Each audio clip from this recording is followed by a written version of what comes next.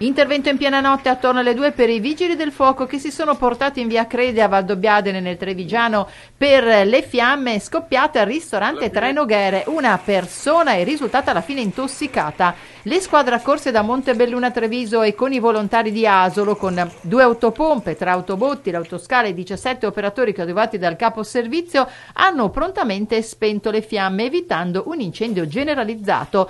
Fiamme che hanno interessato l'atrio esterno del ristorante, lo spiovente in legno del tetto, operazioni di spegnimento e messa in sicurezza del locale che sono terminate poco prima dell'alba. Ingenti i danni.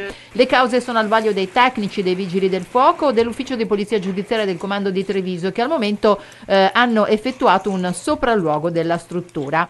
Pompieri all'opera poi nella notte anche a Campolongo Maggiore nel Veneziano per un incendio davvero vasto e visibile anche da distante nonostante la tarda ora, divampato all'interno di un capannone agricolo di circa 300 metri quadri. I pompieri arrivati da Padova, Miramestre con 3 autopompe ed autobotti, l'autoscala e 21 operatori hanno iniziato le operazioni di spegnimento riuscendo anche in questo caso a circoscrivere le fiamme ed evitare la propagazione del rogo all'abitazione annessa. Il tetto ventilato è stato sezionato e per metà parte salvato. Danno all'interno del capannone a tutte le attrezzature messe a deposito. Sono ora in corso le operazioni di bonifica. Le cause del rogo sono invece al vaglio anche in questo caso dei tecnici dei vigili del fuoco intervenuti anche con il personale NIAT, il nucleo investigativo antincendio territoriale.